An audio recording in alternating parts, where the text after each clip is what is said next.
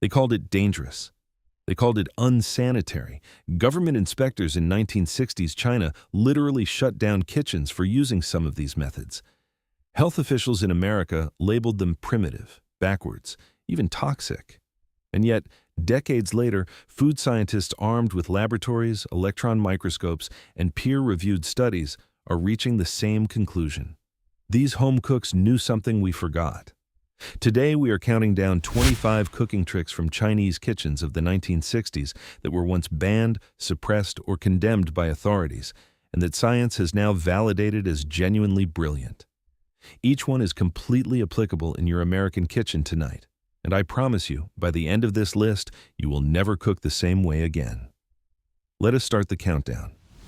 Number 25. Score your protein before marinating, never after. In the 1960s, Chinese home cooks would take a sharp cleaver and make shallow diagonal cuts across the surface of chicken thighs, pork belly, or fish before they ever touched a single marinade ingredient. State-run food programs in China during that era criticized this as unnecessarily time-consuming and wasteful of kitchen labor. But here's what those cooks understood intuitively. Muscle fiber and skin create a physical barrier. When you cut shallow lines, roughly a quarter-inch deep and about an inch apart in a crosshatch pattern, you create direct channels into the interior of the protein. The marinade reaches the muscle itself rather than just coating the outside. For Americans cooking at home, do this before your next chicken thigh marinade. Score the surface, then submerge in your soy, garlic, and ginger mixture for even 30 minutes. You will taste the difference in every bite, not just the outside layer. Number 24. Use pork fat instead of vegetable oil for stir-frying vegetables.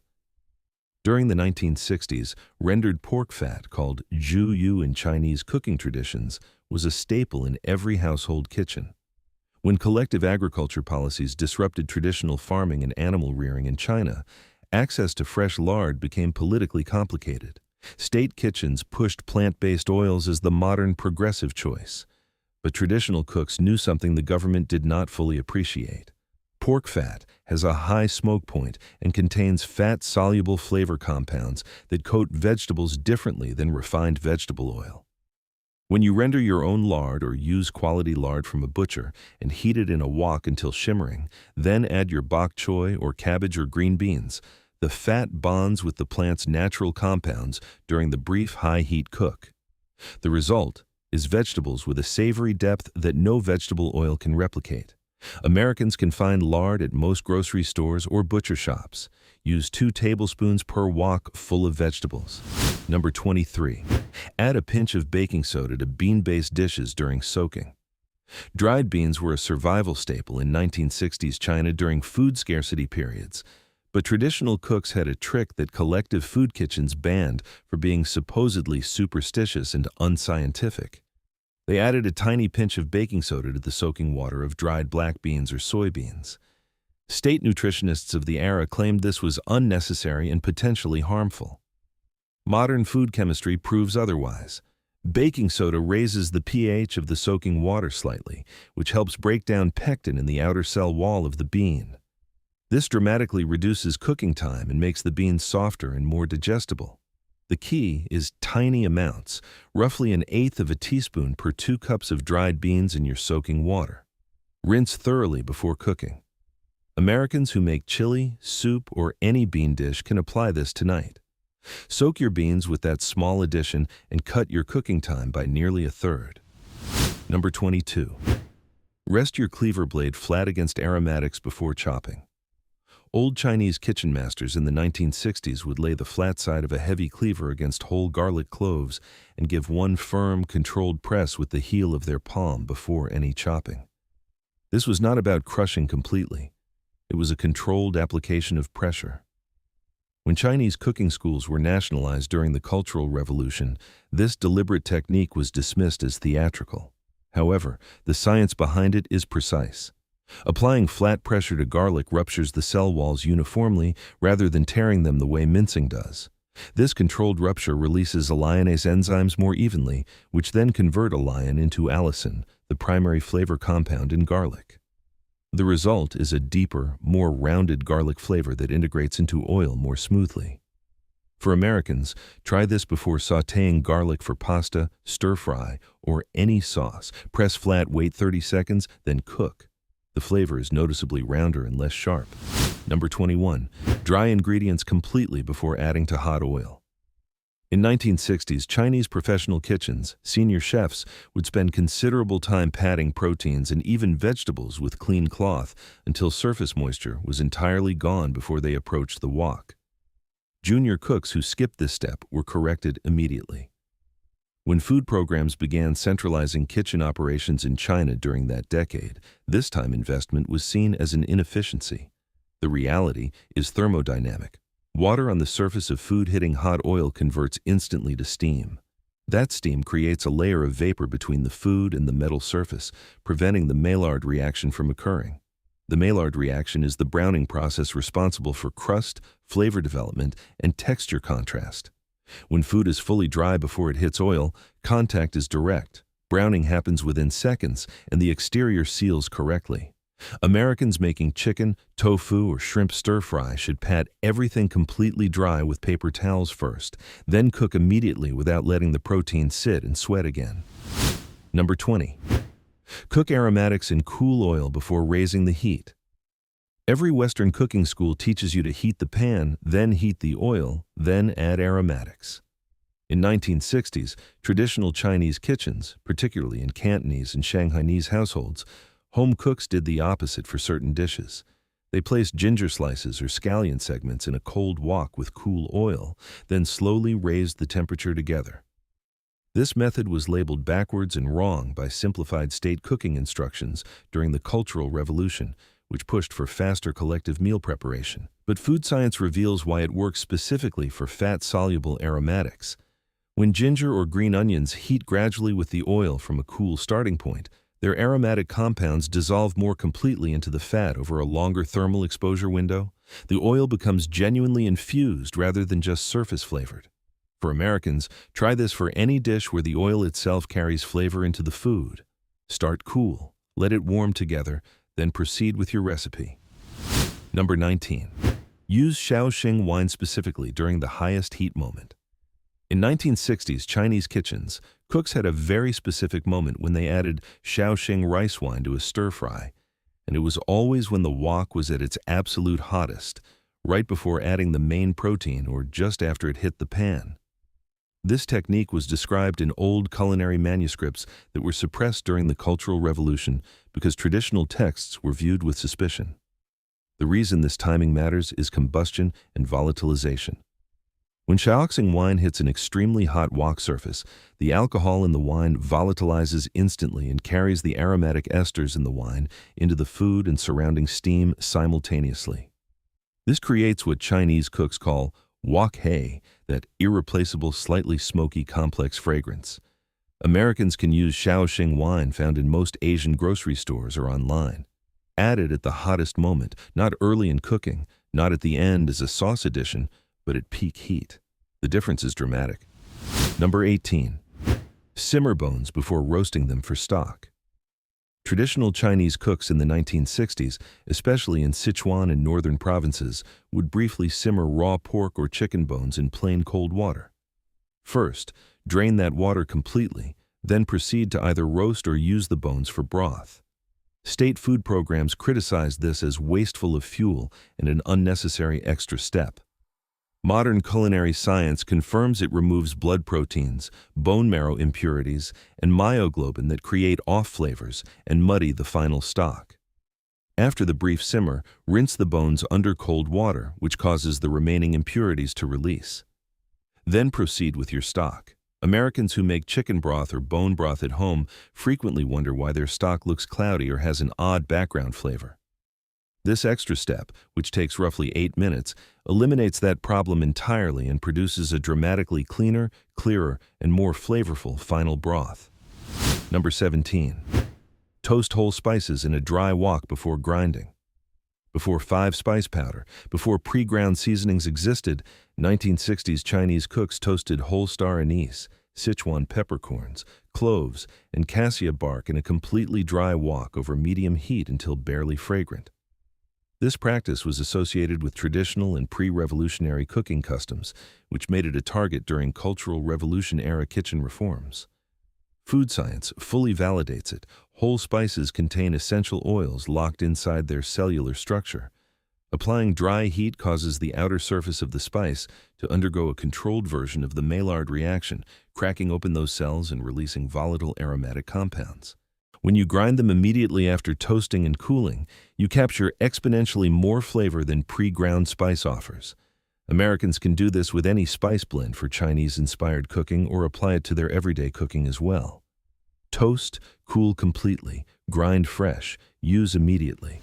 Number 16. Use vinegar to finish braised meat at the very end. In 1960s, braised pork belly dishes from Shanghai and Hangzhou traditions, cooks would add a very small amount of black rice vinegar right at the final minutes of the braise, not at the beginning, not during the middle. Traditional recipes noted this, but during the collective kitchen era, this specific timing detail was lost in simplified mass cooking instructions. The chemistry explains it. Long braising of pork belly in soy sauce and aromatics develops rich flavor, but also produces compounds that can make the dish feel heavy or cloying. Adding acid at the very end does not cook off into mellowness the way early added acid would. Instead, it stays bright and reactive, cutting through fat and stimulating salivary response, making the dish taste both richer and lighter simultaneously. Americans applying this to their braised short ribs, pot roast, or pork shoulder should add a teaspoon of quality vinegar in the final 5 minutes and taste the difference before and after. Number 15. Use coarse salt to clean your wok between uses instead of soap. In 1960s, Chinese professional and home kitchens, woks were never washed with soap in the Western sense. After cooking, a small amount of coarse salt was added to the still warm wok with a folded cloth or paper, and the salt was worked around the surface in circular motions, then wiped out completely. This practice was called unsanitary and primitive during an era when Western-style dish soap was being promoted as the scientific modern approach. However, traditional cooks were preserving the seasoning layer of their carbon steel woks, a polymerized coating of oils baked into the metal over many cooking sessions. Soap removes this coating entirely, causing food to stick and wok flavors to flatten. Coarse salt physically removes food particles while leaving the seasoning intact. Americans using carbon steel or cast iron cookware benefit from this exact same principle. Salt cleaning maintains the cooking surface that took hours of seasoning work to build. Number 14. Blanch, then immediately shock green vegetables in salted ice water. In 1960s, restaurant kitchens in Hong Kong and mainland China, professional cooks kept large bowls of salted ice water beside the stove, specifically for vegetables. After a brief blanch in boiling water, green vegetables went directly into the ice bath. State mass cooking programs eliminated this step as an unnecessary use of resources during food rationing periods of the decade. The process works on 2 scientific levels simultaneously. First, the ice bath halts carryover cooking immediately, preserving the crisp texture of the vegetable cell walls.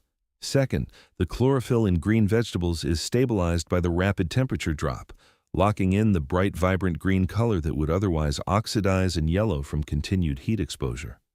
The salt in the ice water further seasons the vegetable from the outside while it cools.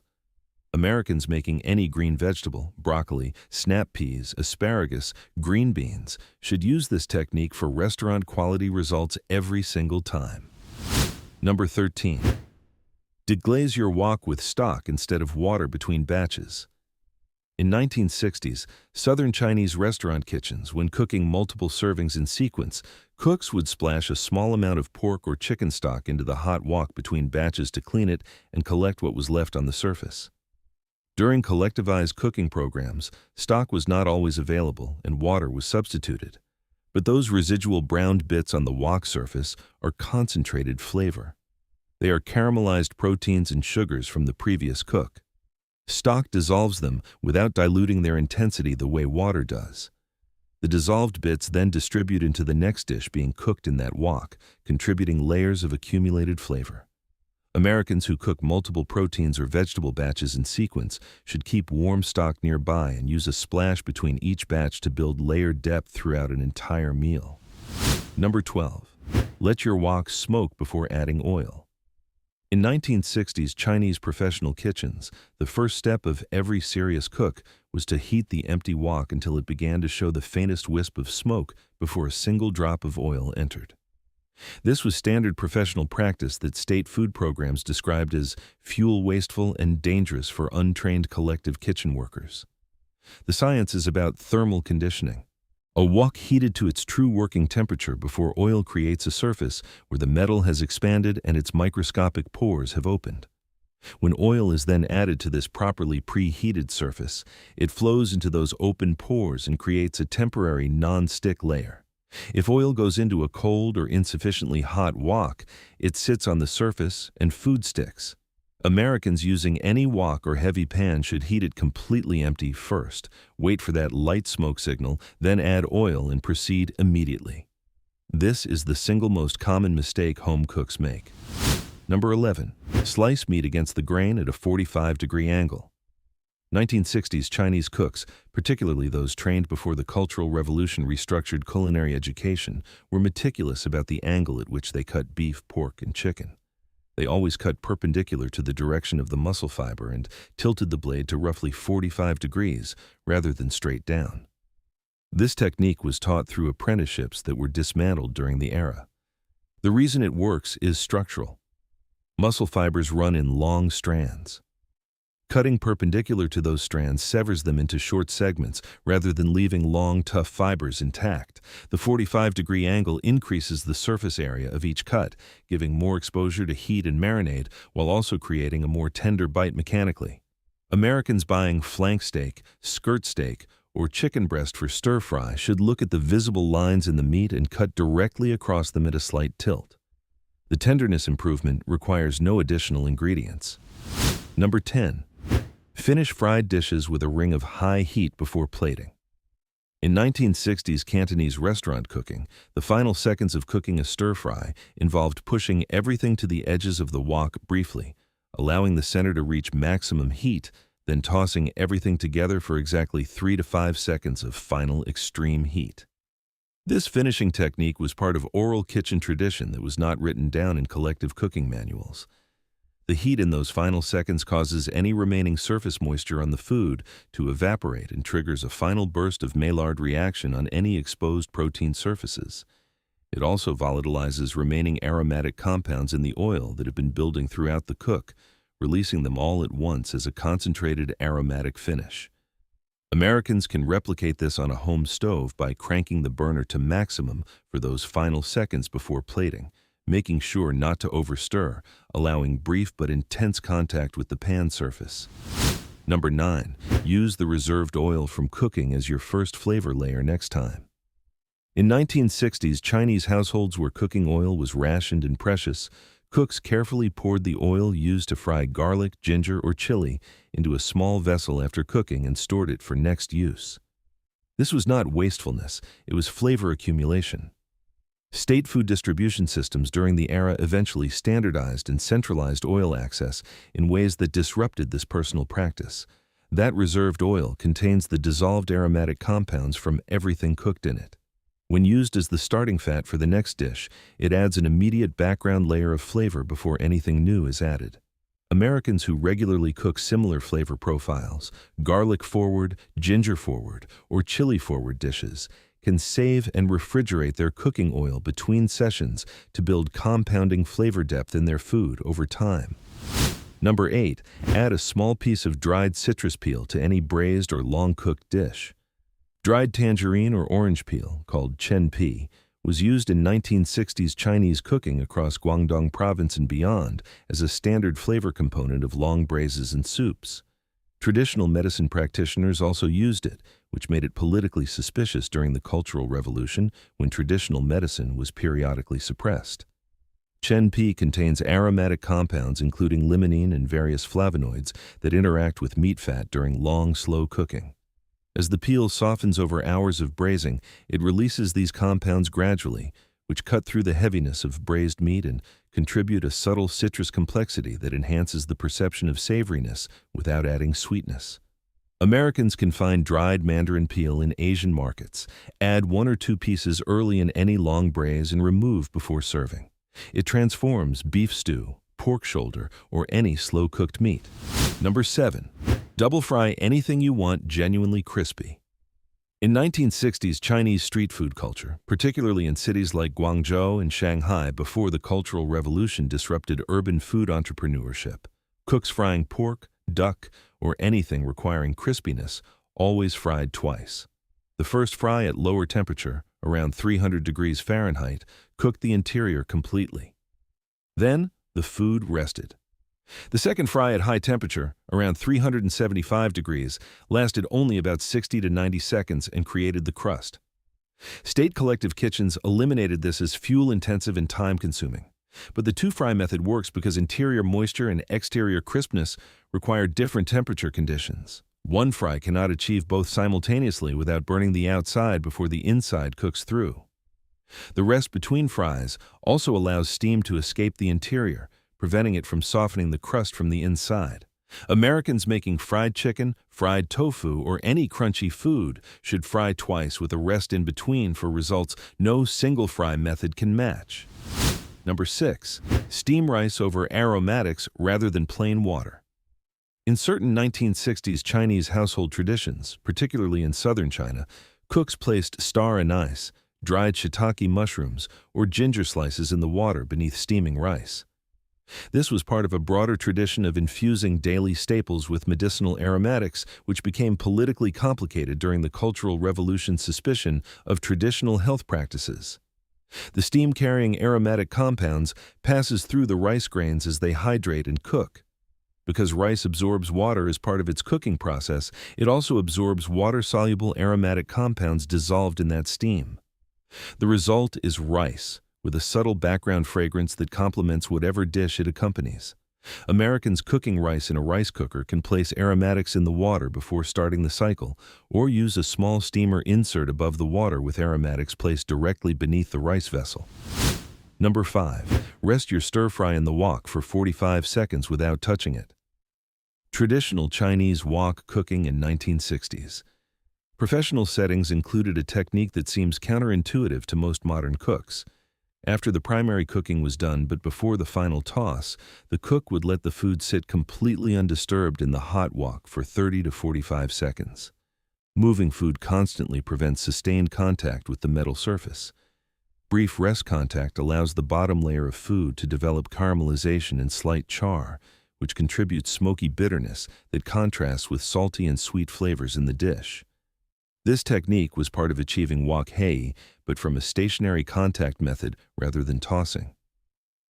Americans cooking at home with lower heat stoves benefit most from this method because it compensates for lower BTDU output by maximizing the contact time that a professional flame would achieve through rapid tossing. Number 4.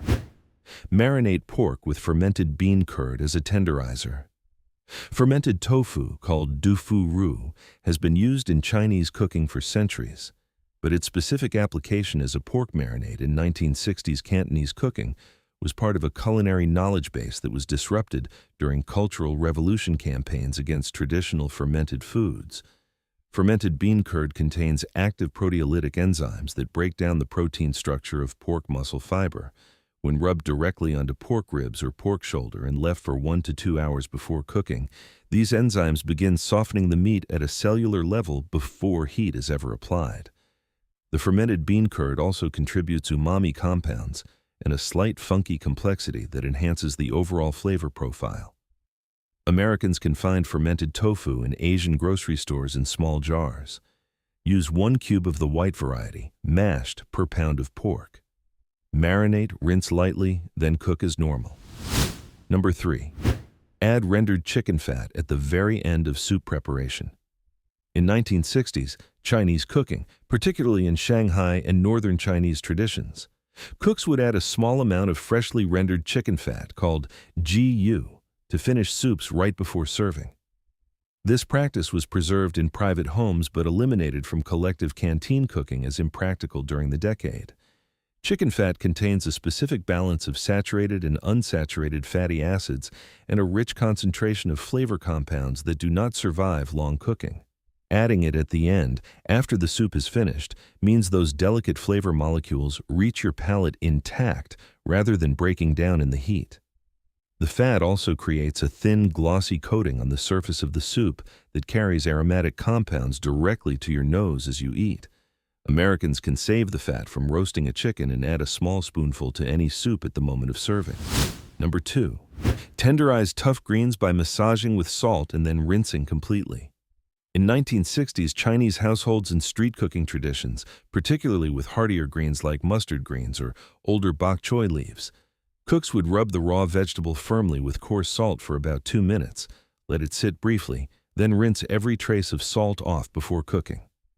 State collective kitchens did not include this step. Salt applied with physical pressure draws moisture out of the vegetable cell walls through osmosis and simultaneously breaks down some of the tough cellulose structure on the leaf surface. The brief but firm massage accelerates this process dramatically compared to just letting greens sit in salt. When rinsed and then cooked, the vegetable is already partially softened and absorbs cooking flavors more readily while still holding its structure. Americans can apply this to kale, cabbage, or any tough leafy vegetable before stir-frying or braising. Number 1. Build your fire, meaning control your heat between the 3 zones throughout a single dish. This is the technique that unifies every other trick on this list. In 1960s, Chinese professional kitchens, the most important and least documented skill, was the deliberate movement between 3 specific heat zones during a single dish. High heat for the initial sear. Medium heat to build layered aromatics after the sear. Then maximum blast heat for the final 20 seconds. This 3-zone heat management was passed from master to apprentice and was never written in official recipes because it was considered intuitive knowledge too complex to document. It was exactly this kind of expert culinary knowledge that made it a target during an era when cooking was supposed to be simple and equal. But every element of great Chinese cooking depends on it. High initial heat seals the protein. Reduced heat allows aromatics to bloom without burning. Final blast heat creates the volatile aromatic moment that defines the dish. Americans cooking on a home stove can practice this by intentionally moving between burner settings rather than keeping heat constant. It changes everything about the outcome, and it is the foundation every other technique on this list builds upon.